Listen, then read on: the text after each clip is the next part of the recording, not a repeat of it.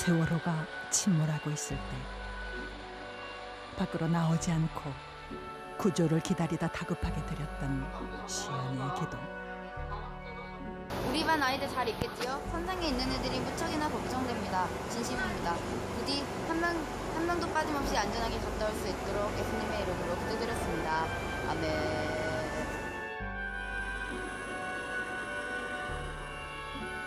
기도하듯 손을 포개고 숨진 채 발견된 아이. 그도 살려달라는 기도를 했을 텐데 하나님은 왜 그 기도를 들어주지 않았을까?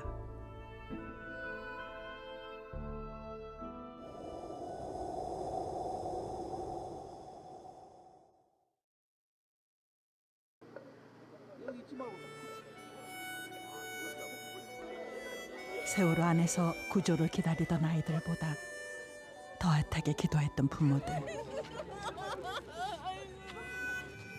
그날 아침에도 이제 보내면서 같이 기도를 하고, 그리고 또 사고 소식을 접하고 난 뒤에도 정말 미친 듯이 기도했죠. 그리고 많은 사람들한테 단체 문자도 드리고 같이 기도해 달라고. 보면서 살려주세요, 하나님. 하나님 살려주세요를 계속 속으로 외쳤고,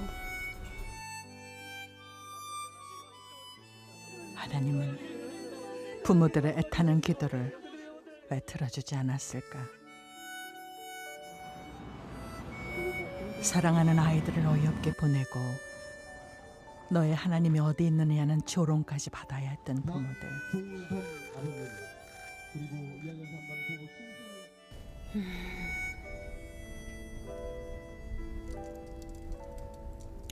처음 순간에는 믿을 수가 없었어요. 그래도 아이가 오기 전까지는 믿었어요. 살아있을 거라고. 한 3일 동안에는 확신하고 기다리다가 3일부터 예은이가 올 때까지 한 7일째 나왔거든요. 한 4, 5일 동안에는 계속 왔다 갔다 했던 것 같아요. 살아있게 해달라고 기도했다가 또 아이가 살아있는 걸 생각하니까 그 안에서 너무 무서울 것 같은 거예요. 그 아이가 살아나서 와서 겪을 그 시간들을 생각하면 두렵기도 했다가 아니야 그래도 살아있어야 돼 기도했다가 근데 막상 아이가 죽음으로 들어왔을 때는 그냥 다 싫더라고요. 하나님도 싫고.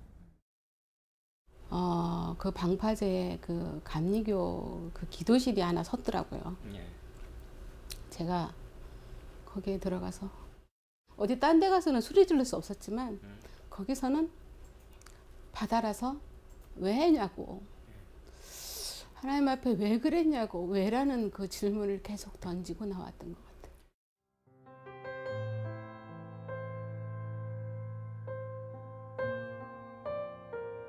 영만이를 세월호로 보낼 때 주님께 영광하고 배웅했던 영만이 엄마. 이제는 영만이에게 다시 그 말을 할 수가 없다. 한 3일 정도까지는 그래도 막 수도 없이 하나님한테 기도를 한 것 같아요. 하나님, 우리 아이를 이렇게 살아 돌아오게 해서 삶에 이렇게 증거가 된 게 하나님 도와달라고 그렇게 한 3일을 기도했는데 3일이 지나서부터는 너무 우리 아이한테 너무 미안하지만 엄마지만 너무 미안하게 아이를 포기하게 되더라고요.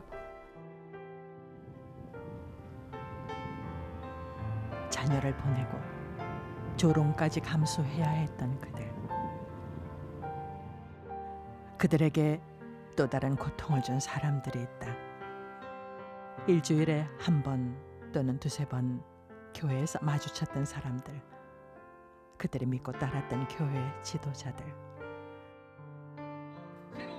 하늘나라에 갔으니 이제 그만 슬퍼해라. 왜 죽어야 했는지 답을 얻지도 못했는데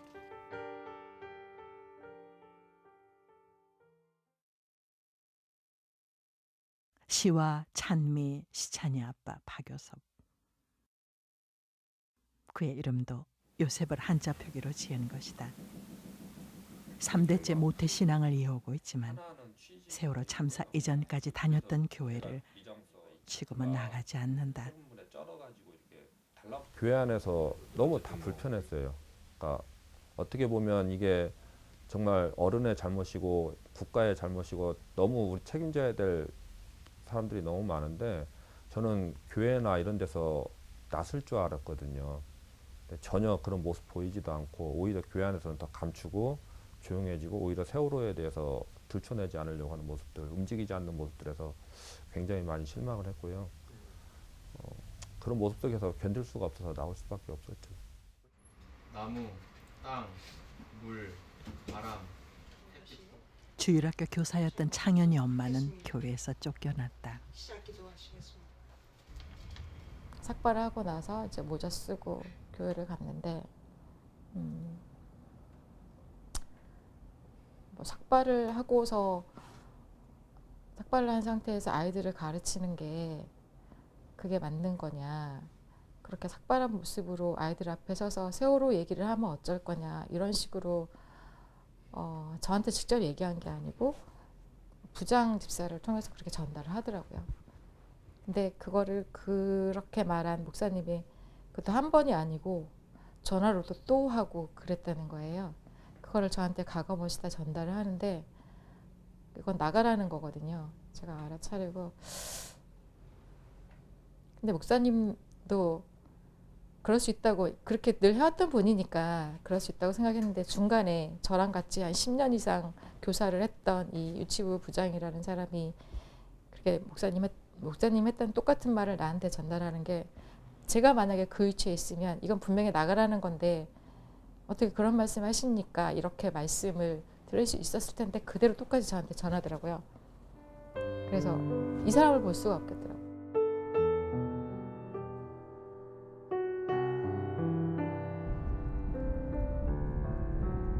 안산의 세월호 희생자 합동 분향소.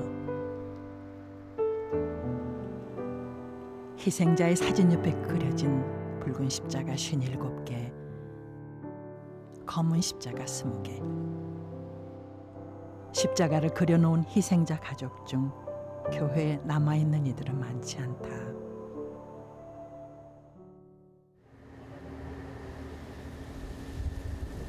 그들은 내 딸, 내 아들, 내 가족을 살려달라는 기도를 외면한 하나님이 원망스러워 교회를 떠났을까?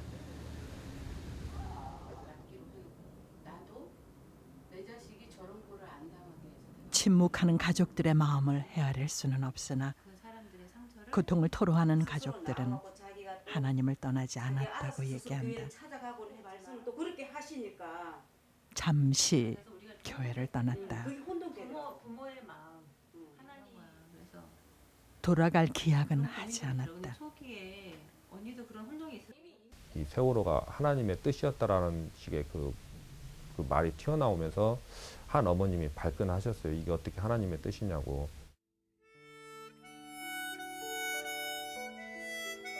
교회에 남아있는 이들도 가시방석에 앉아있기는 마찬가지. 나는 4.16 가족입니다. 하나님이 왜 이렇게만 했는지 원망스러워서 나 올라왔습니다. 이런 걸 써서 올렸는데, 그런 얘기를 목사님이 다음날 그 강단에 서서 그런 얘기를 하더라고요. 70명이 넘는 아이들이 살아서 올라온 아이들도 있는데 왜 못 올라왔을까? 그거는 부모가 기도를 하지 않았기 때문에 그런 거 아닌가. 제가 사실은 머리를 삭발을 했었거든요. 삭발하고 나서 한 몇 개월 지나서 한 8월 달쯤이니까 한 4개월 정도 지났겠네요. 그때쯤 됐던 것 같아요. 어느 날 전화를 하셔서 또 그렇게 말씀을 하시는 거예요. 복음 안으로 들어가라고. 그러면서 그런데 하시는 말씀이 이제 머리카락이 많이 자랐느냐고 물어보시고, 그러면서 저보고 영만이가 좋아하는 일인 줄 알고 저보고 생각해보고 싸우고 있냐고 그 말씀을 하시더라고요. 특별히 말씀을 2014년부터 유가족들과 함께 해온 오상열 목사. 오 목사는 가족들의 아픔에 많은 교회들이 참여하지 못한 거센 부분에 금불살에도 안타까워하고 몸을 안쪽으로 돌리던 그때 신발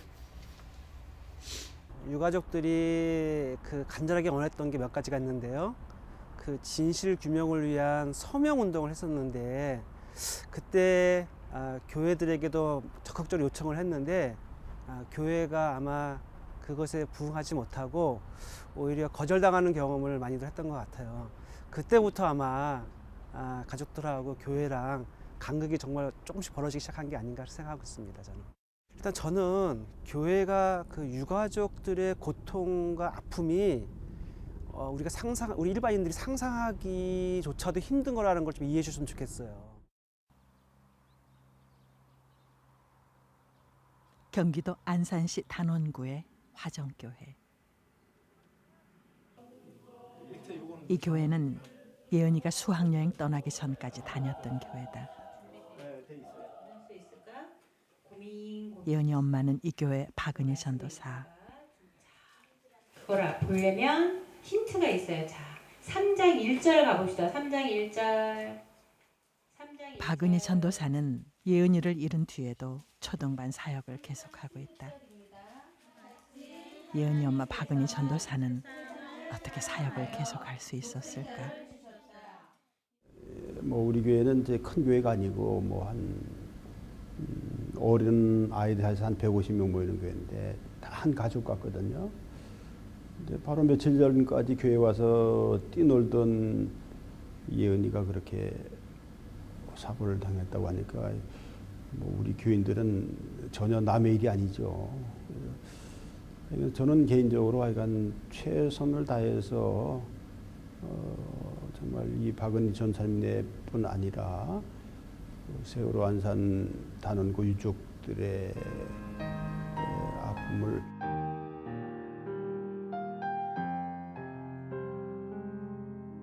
세월호를 타고 제주로 가다 돌아오지 못한 304명. 그중에 기독교인 70여 명. 그들은 하나님의 뜻으로 희생을 당했을까?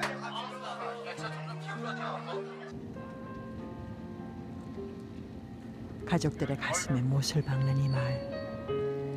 신학은 뭐라 답할까?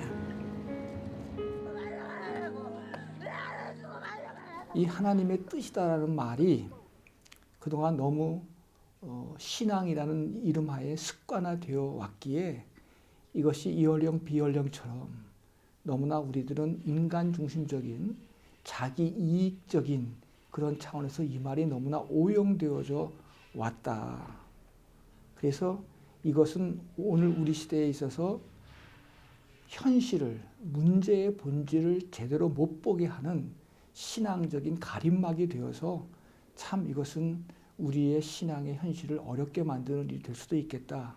만약에 이 하나님의 뜻이라는 말을 어떤 권력자가 그게 뭐 정치적이건 종교적이건 어떤 권력을 갖고 있는 사람이 그런 말을 했을 때 이 하나님의 뜻이라고 하는 말은 굉장한 폭력이 되겠다.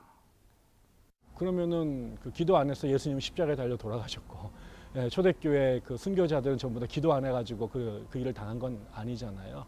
저는 그 논리 자체는 아주 무지한 신학적 해석이라고 생각하고요. 그것과 상관없다.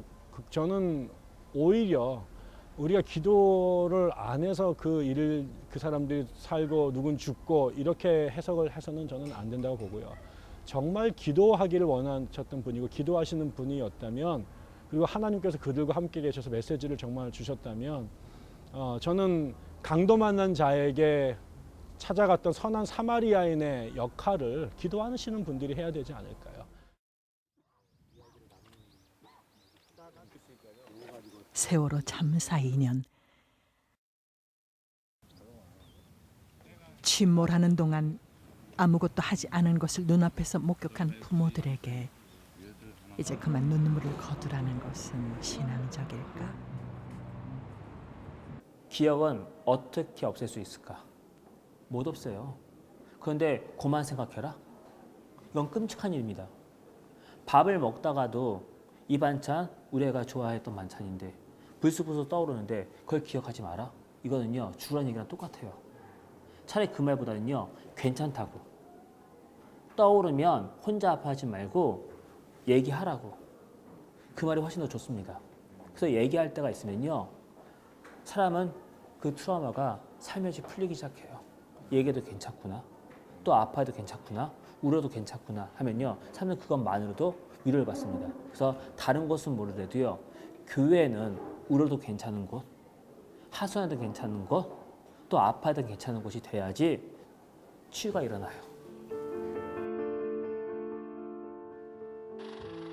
여러 사람의 범죄가 어우러져 어이없는 참사로 기록된 세월호. 온 국민들의 분노와 동정을 불러일으켰지만 2년이 지난 지금 많은 사람들이 세월호를 기억하려 하지 않는다. 진실을 밝혀달라는 가족들의 외침은 어느 때부터인가 사상으로 덧칠해졌다. 그래서 그 가족들은 요즘 대한민국에서 이상한 사람들, 이방인이 됐다. 이해를 구할 곳이 점점 사라져가는 요즘, 예수의 제자들이 모여있는 교회로 눈길을 돌리려 하지만 많은 교회는 시선을 주지 않고 있다. 그들과 함께 해온 몇몇 교회가 위로를 주지만 결국은 그 무거운 짐을 가족들끼리 나눠지고 가야 한다.